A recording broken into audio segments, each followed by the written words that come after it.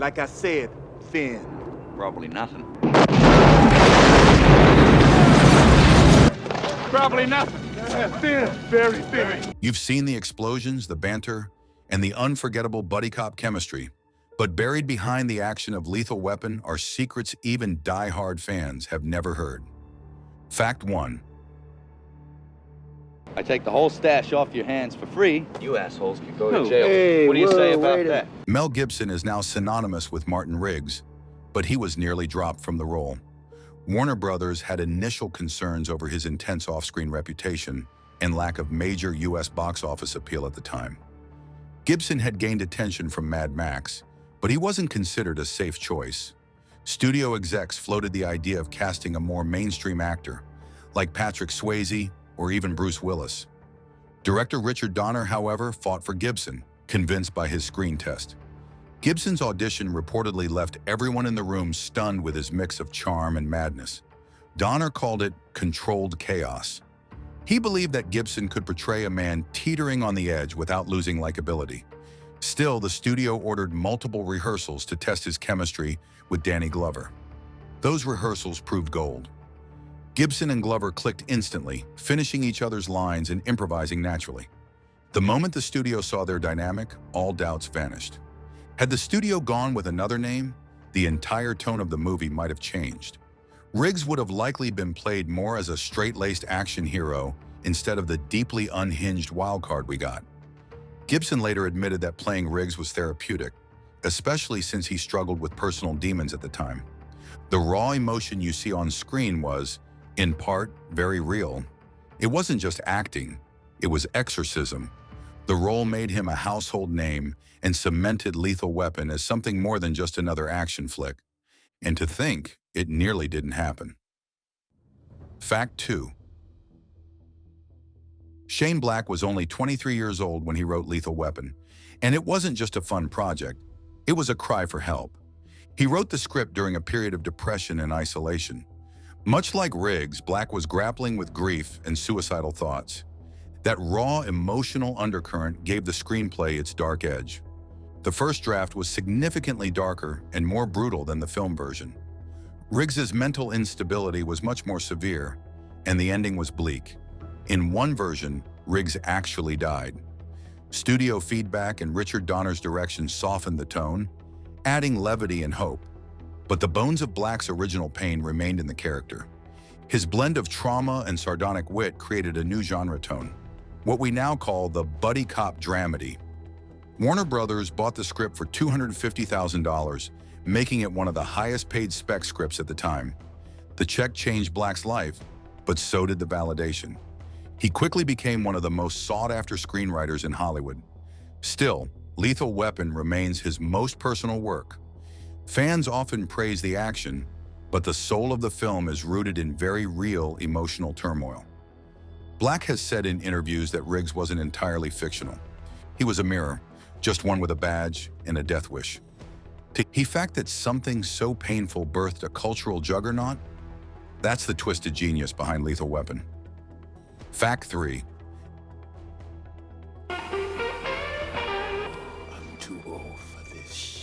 Danny Glover's most quoted line, "I'm too old for this shit," was never meant to be iconic. In fact, it was originally just an offhand comment on set. Glover used it during a take where he was genuinely exhausted. Director Richard Donner loved the realism and told him to keep saying it. The crew burst out laughing, but they also agreed it captured Murtaugh's entire character. It quickly became a running gag. The line appears in every Lethal Weapon film and is always timed perfectly.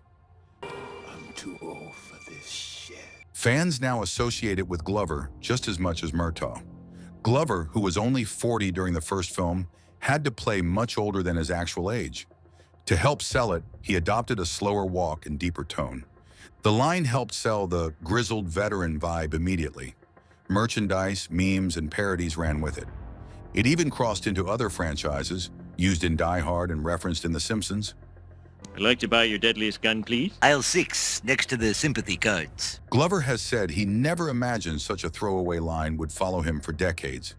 He's since joked that he's now finally the age he was pretending to be. It became one of the most famous movie quotes of all time. And it wasn't even scripted. Sometimes movie magic happens when the cameras are still rolling and no one's trying too hard. Fact 4.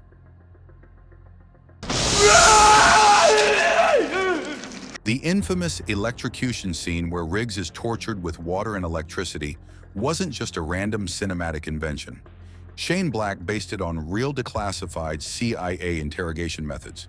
Known as clean torture, these methods were designed to leave no visible marks. The scene was meant to show Riggs's capacity to endure pain beyond human limits. Mel Gibson insisted on doing most of the scene himself, including being hung by his wrists. The waterboarding-like technique was choreographed by military consultants. Gibson lost his voice during multiple takes from screaming too much.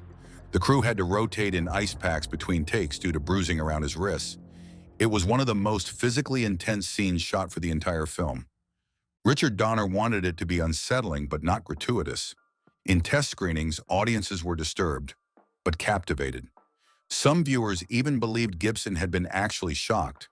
The scene's realism added to the growing myth of Riggs as nearly indestructible. It also subtly shifted the film's tone into darker territory, separating it from other buddy cop comedies.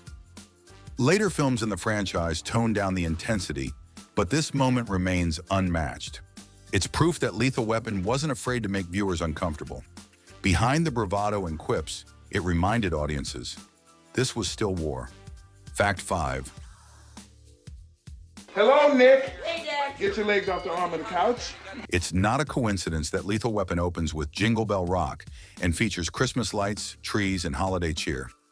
Shane Black has a long-standing tradition of setting his scripts during Christmas, something he believes heightens emotional contrast. The cheery backdrop is meant to make the darker themes feel even more intense.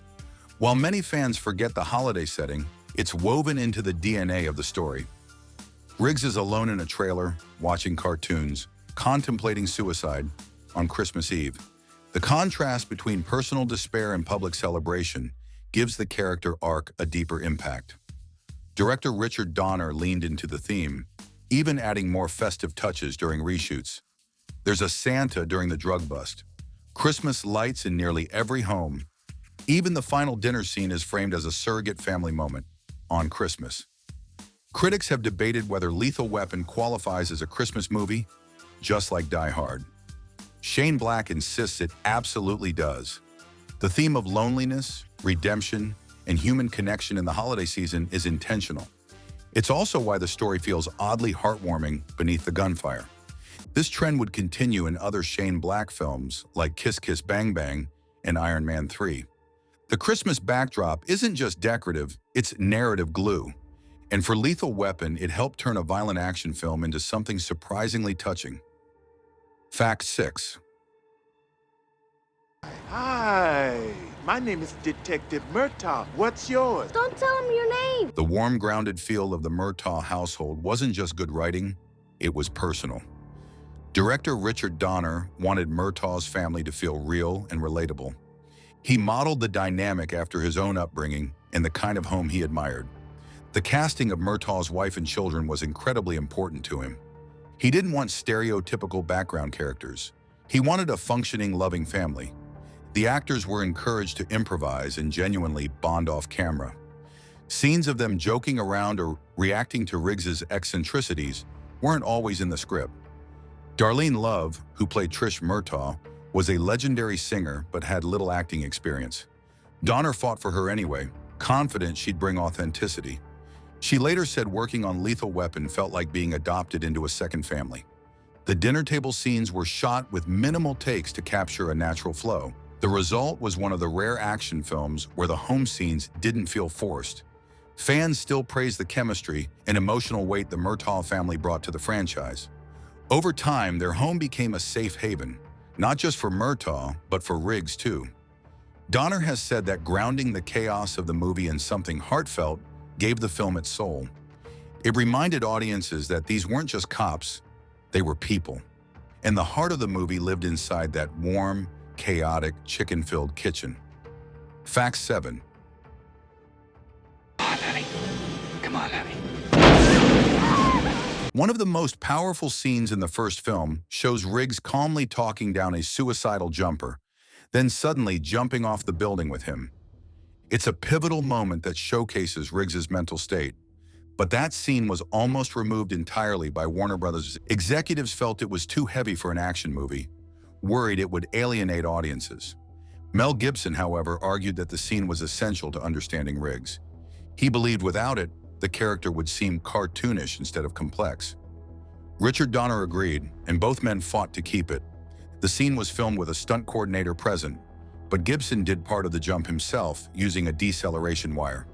His facial expression in that moment, equal parts thrill and deadness, was genuine. The jumper, played by Michael Shaner, had only one day of filming but made a lasting impact. The sequence helped define the tone of the film, unpredictable and grounded in real emotional stakes.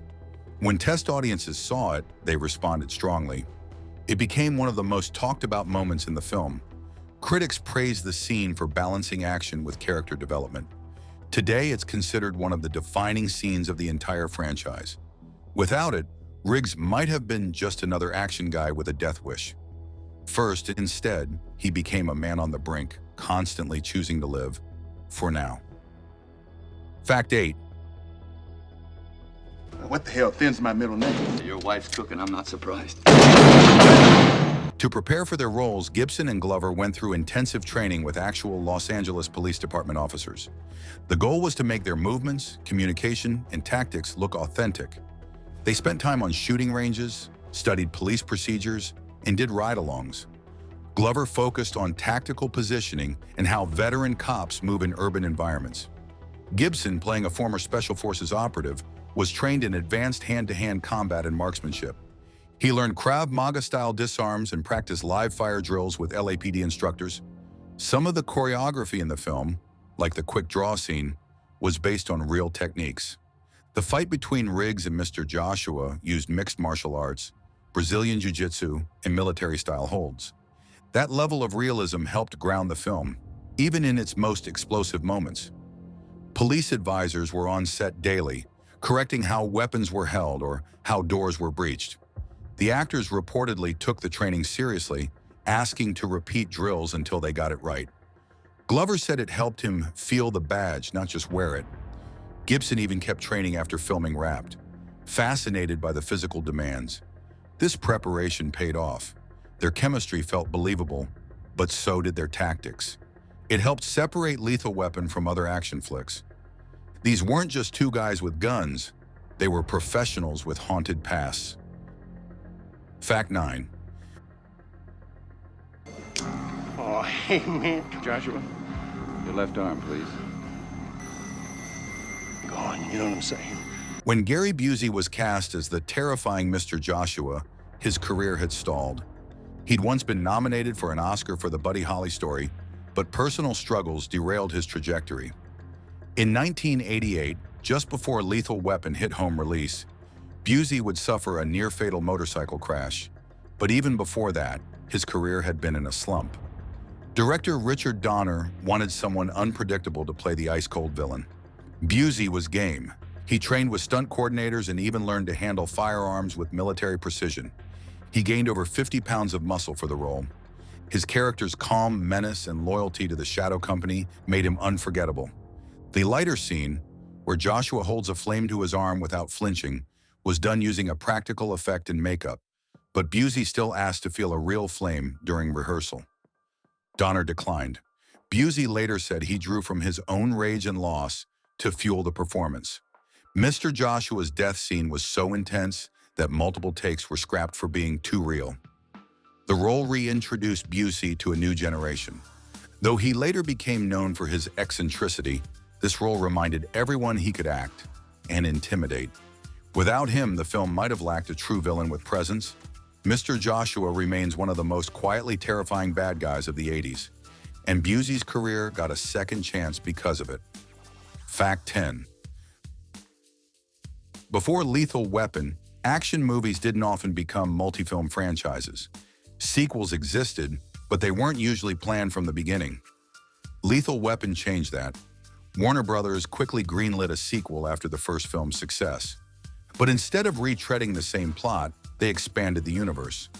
They gave the characters deeper arcs and brought in new threats like South African diplomats with immunity. Joe Pesci's Leo Getz added humor without derailing the tone. The franchise went on to make 4 films, a TV series, and inspired countless imitators. Shane Black refused to write the second film and only returned to the genre years later. Still, his original framework, dark character plus comedic partner plus real stakes, became the standard. Rush Hour, Bad Boys, The Nice Guys, and even John Wick owe something to Lethal Weapon. The idea of recurring emotional arcs across films became expected in action franchises. It proved that gunfights and explosions could coexist with heart and growth. And while other series leaned heavily into spectacle, Lethal Weapon always circled back to character. That model reshaped what action movies could be. And it all started with 2 cops, a Christmas tree lot, and one unexpected partnership.